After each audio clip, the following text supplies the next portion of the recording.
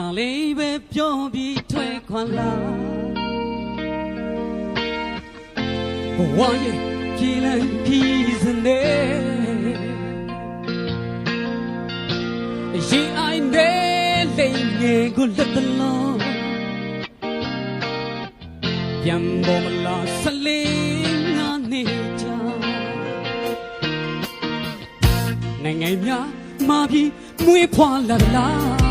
စာသားနော်စာသားရှယ်ပဲကိုယ်တိုင်ကြုံမှမင်းသိမယ်အတောင်ပြေကန်းတခယူငယ်လေးလို့တောင်တေးနေတာတစ်နှစ်ပြီးတစ်နှစ်တကြမိပါသူရဲ့ကိုယ်တွေကိုရွယ်ဒေါ်လာသာရင်မြင်နိုင်ငံကြမှာငါလေးရွှေလွင်လာ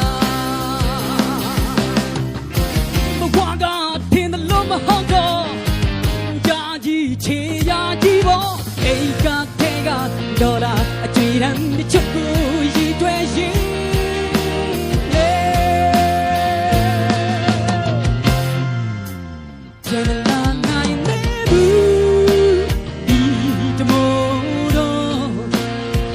ရှိတဲ့မြင်ရင်စီကိုကိုပြန်လာဖို့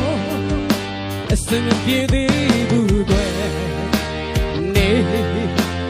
ညာဝေမလို့နိုင်ငံနဲ့တူတဲ့ခြေမြေတွေချမှာရွေမှုမှုနဲ့ခြေတွေကို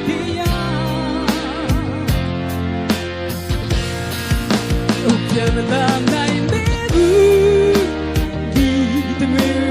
တော့ကိုမိသားစုကပါ